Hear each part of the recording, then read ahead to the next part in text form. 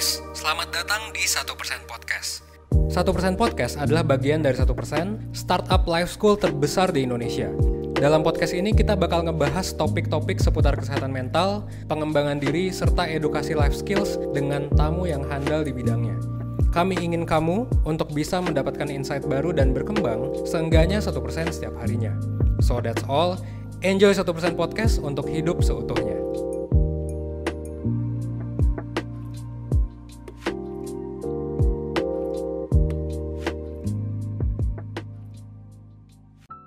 Hai Perseners, kembali lagi di 1% Podcast bersama aku Nuri yang akan nemenin kalian berbincang-bincang selama beberapa menit ke depan tentang satu topik yang menurut aku menarik banget nih buat dibahas, yaitu soal organisasi.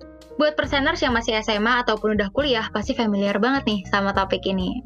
Ngomongin soal organisasi nih, menurut aku ya, ada satu aspek yang krusial banget dan penting banget untuk dibahas, yaitu soal komunikasi. Karena dalam organisasi itu ada banyak kepala dan pemikiran yang berbeda, salah-salah ngomong tuh bisa kasih dampak buruk ke kelancaran organisasinya.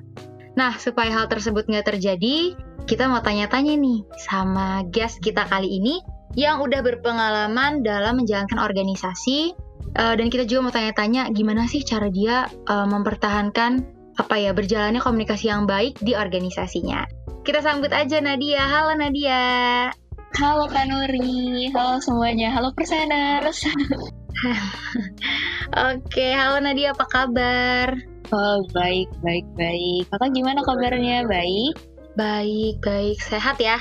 Nadia sehat ya? Alhamdulillah sehat. Sehat fisik dan mental ya? Iya. Soalnya sekarang kita karena pandemi nih, tiap baru ketemu orang pasti nanyanya kayak gitu, karena banyak orang yang fisiknya sehat tapi mentalnya terseok-seok gitu. Iya, banyak banget yang kayak gitu emang. Iya, gitu. Jadi kita memastikan semuanya sehat ya.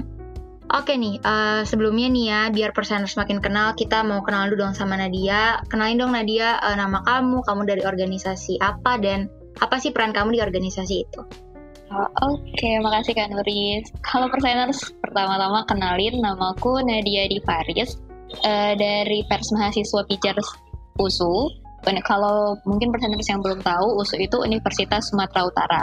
Nah, di Pijar sendiri aku berperan jadi sekretaris umum sih sekarang.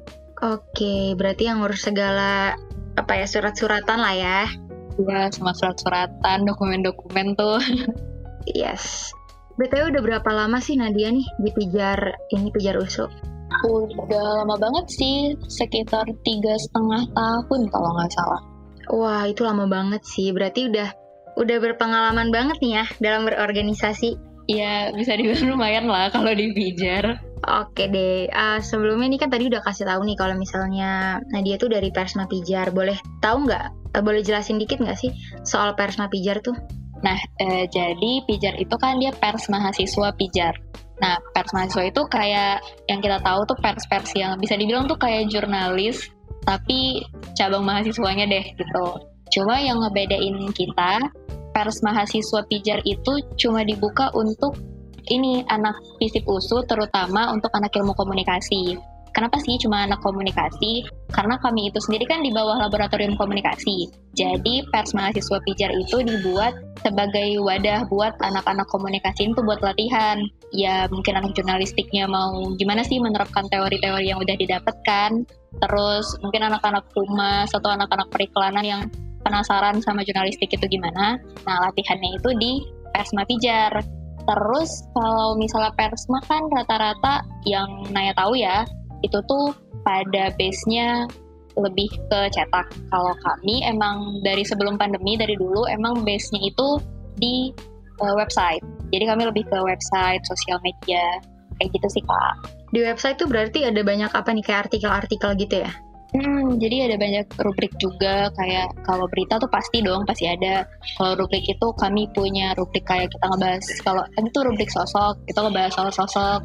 Ntar kalau rubrik yang hiburan tuh bisa lihat apa sih tempat nongkrong yang enak di Medan ini, terus kayak kira-kira kalau misalnya mau makan di Medan, makanan apa aja ya yang enak di kuliner, kayak gitu-gitu. Wah, itu menarik banget sih. Berarti anak-anak Persma Pijar nih sudah dijamin isinya anak-anak yang up to date semua dong ya? Iya, kalaupun nggak up to date, jadi kita tetap harus memaksa diri ke, oke, aku harus up to date nih. Up to date-nya nggak cuma yang topik serius doang kan? Topik yang kayak tadi, tempat tongkrongan juga harus up to date ya? Keren. Harusnya jadi mahasiswa emang kayak gitu ya. Oke nih, udah 3,5 tahun tadi ya, kamu bilang kamu udah di Persma Pijar. Biasanya nih, masalah apa aja sih yang dialamin sama Pijar? Kalau masalah, sebenarnya lebih ke teknis sih, kayak mungkin masalah-masalah pas peliputan, gimana cara approach dia, kayak mau ke tempat peliputannya, atau mungkin ketemu sama narsumnya. Cuma kalau sekarang, di pandemi gini kan jadinya semuanya online. Lebih ke ini sih, lebih ke komunikasi antar anggotanya, karena nggak ketemu langsung kan. Terus juga kami ada anak magang yang kami belum pernah ketemu sama sekali nih, gimana sih komunikasinya. Nanti beda-beda pendapat. Kalau biasanya kan beda pendapat bisa langsung ketemu kayak, oh kita bahas ya gini gitu. Sekarang karena cuma via online, jadi miskomunikasi itu lebih sering sih. Itu hal yang paling sering kami hadapin selama pandemi ini. Iya.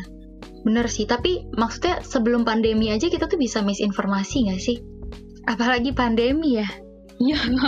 Oke, aku pengen tahu dong nih, menurut kamu, aspek-aspek apa aja sih yang penting untuk kita miliki dalam berorganisasi? Aspek yang paling penting untuk berorganisasi itu pertama sih empati. Karena kita kan organisasi berarti ada banyak orang tuh di sana, dan kita harus tahu gimana caranya kan. Kalau misalnya kita ego sendiri, kita nggak punya empati ke orang lain, bisa berantakan tuh. Apalagi kalau misalnya kita kerja sama tim. Itu yang pertama. Terus yang kalau kedua tuh, ini dari pengalaman pribadinya Naya ya, itu yang kedua, kemampuan untuk bekerja sama. Kan nggak semua orang tuh emang bisa kerja sama. Kan ada beberapa yang dia sebenarnya bisa bekerja sama, cuma untuk beberapa kasus dia kayak lebih yakin kalau dia ngerjain sendiri. Nah, kalau di organisasi kan nggak bisa tuh kayak gitu. Nggak bisa langsung sama-sama sendiri kan. Belum lagi kayak kita harus ngikutin strukturnya gitu. Iya benar, karena kan semua orang punya perannya masing-masing pasti ya.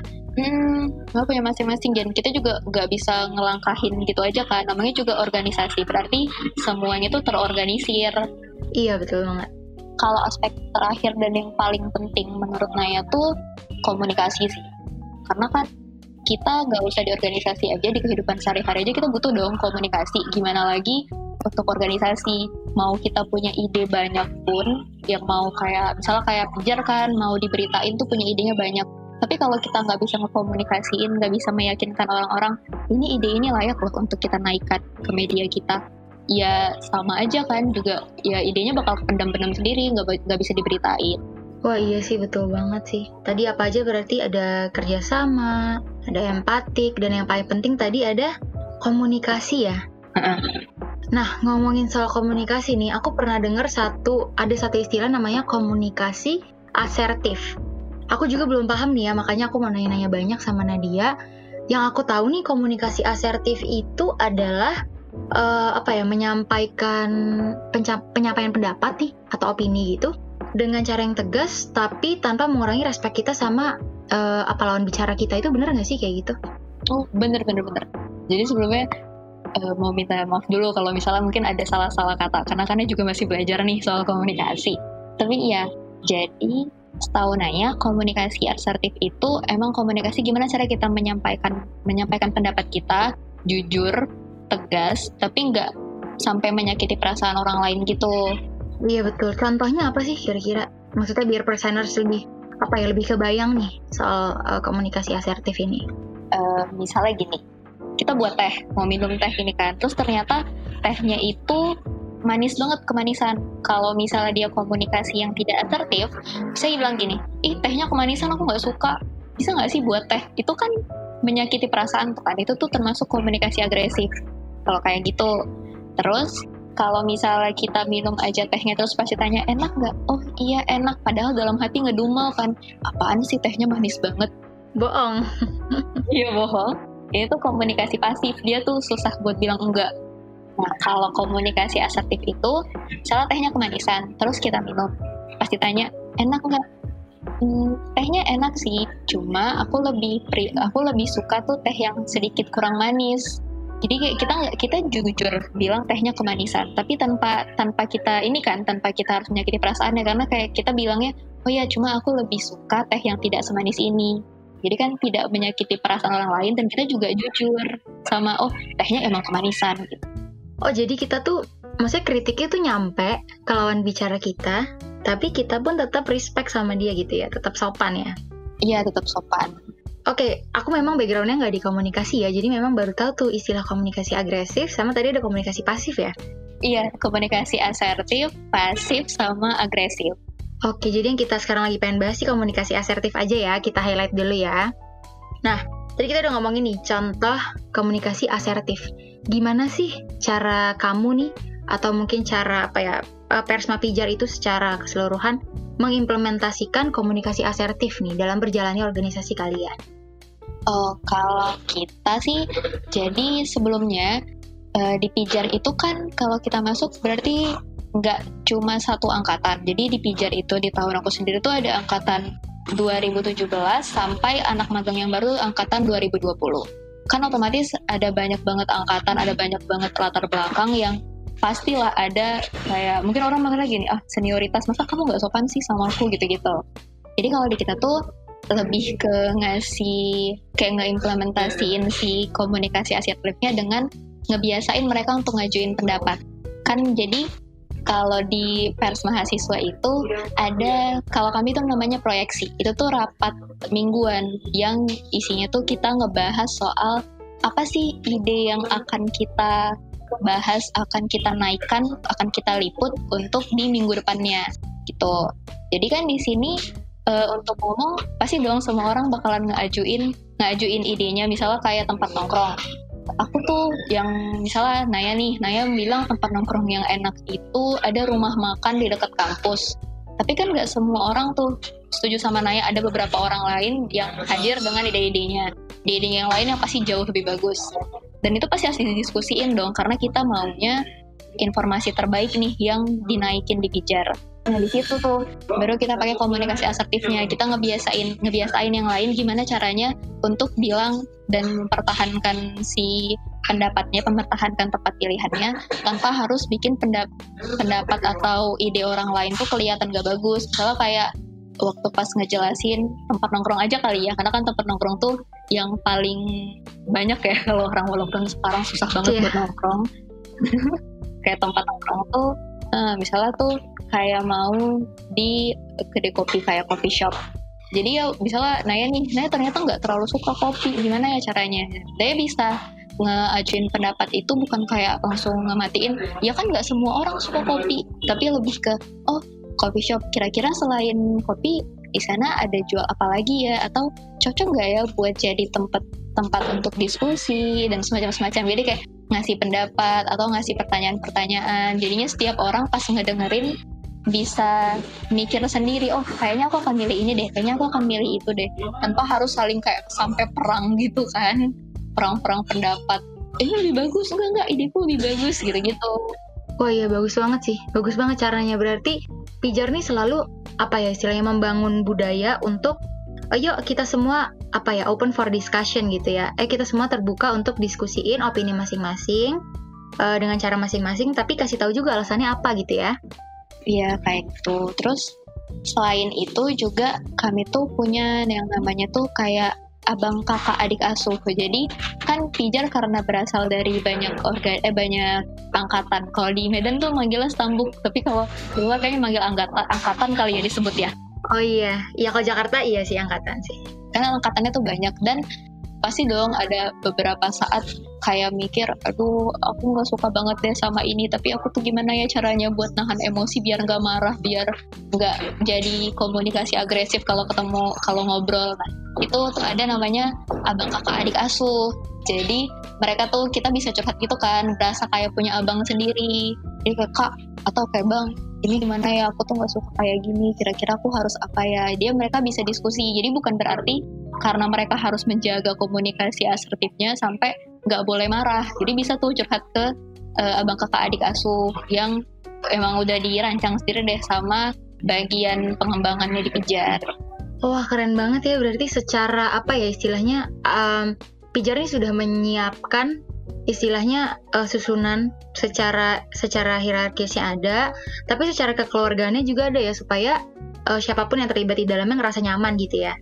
Iya, karena kami tuh pengen jadi kayak di Pijar itu, karena ya namanya juga kan organisasi kan Kak, kita juga nggak digaji di situ. Jadi selain kita buat tempat kita itu terasa nyaman dan kayak rumah, ya apalagi sih yang bisa kita apresiasi gitu kan dari mereka. Yes, penting banget sih. Penting banget jaga kenyamanan di organisasi, karena sebenarnya dengan mereka nyaman, justru kinerjanya akan baik, ya ujung-ujungnya prokernya lancar dan semuanya bakal lancar kan. Itu sih yang berusaha banget dipertahankan di Pijar. Itu ya berarti ya alasan kenapa komunikasi asertif tuh penting untuk dimiliki setiap organisasi ya.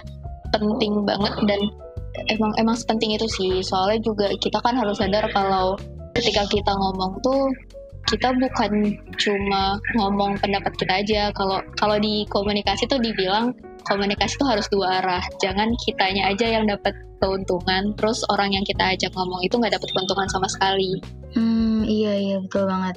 Nah, ngomongin soal komunikasi ini ya, kalau misalnya kita tatap muka sama orang kan kita bisa ya ngomong langsung kayak gitu. Maksudnya ada istilahnya kita tuh ada intonasi gitu ya yang mereka bisa dengar kan.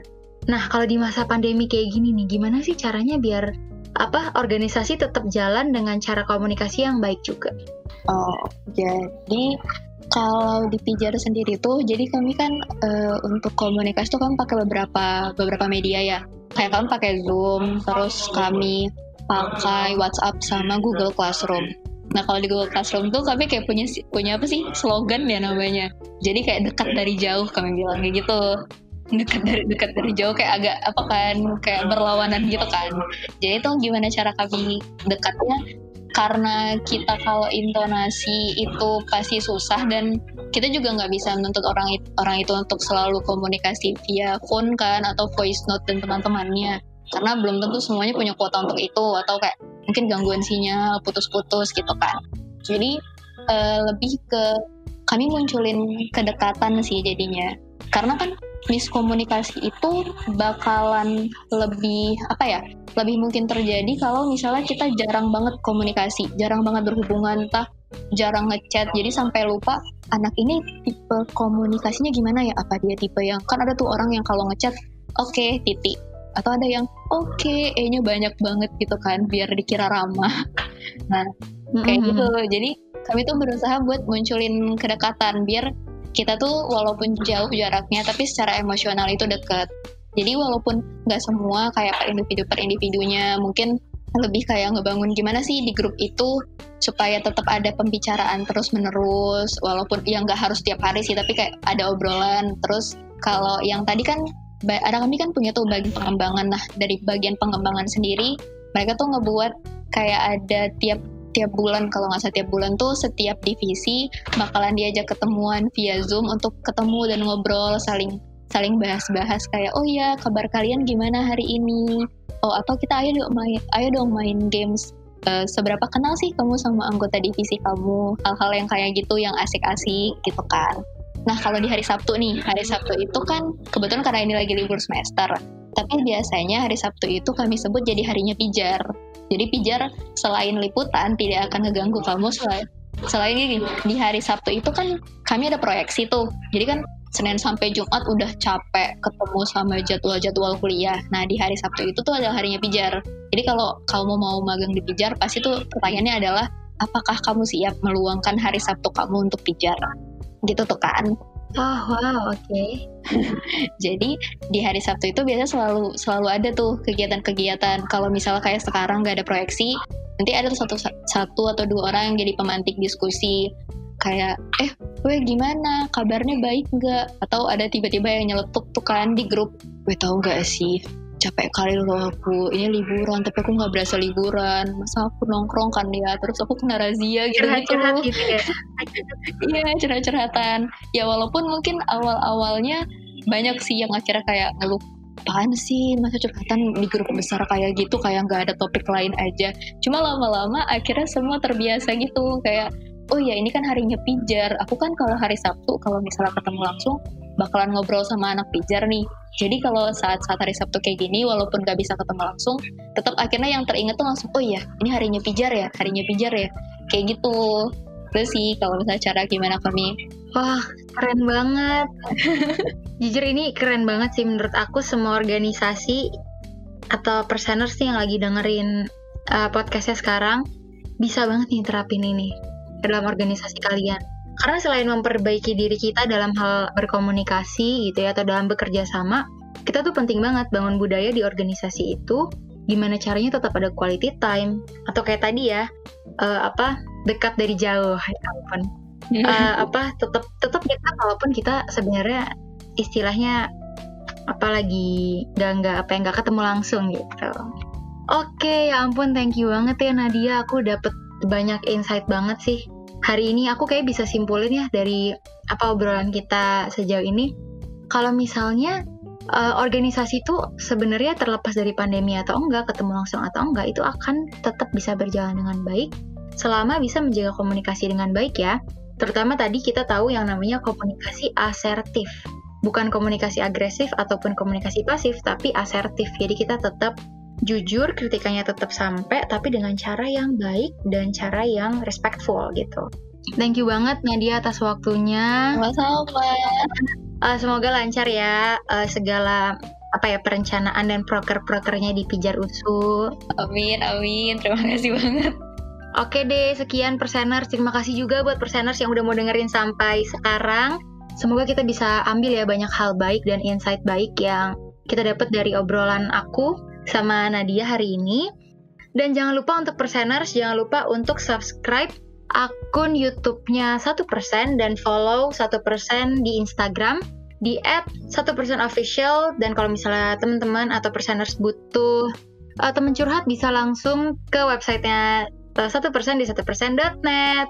Aku dan Nadia pamit undur diri. Bye Perseners. Terima kasih atas waktunya.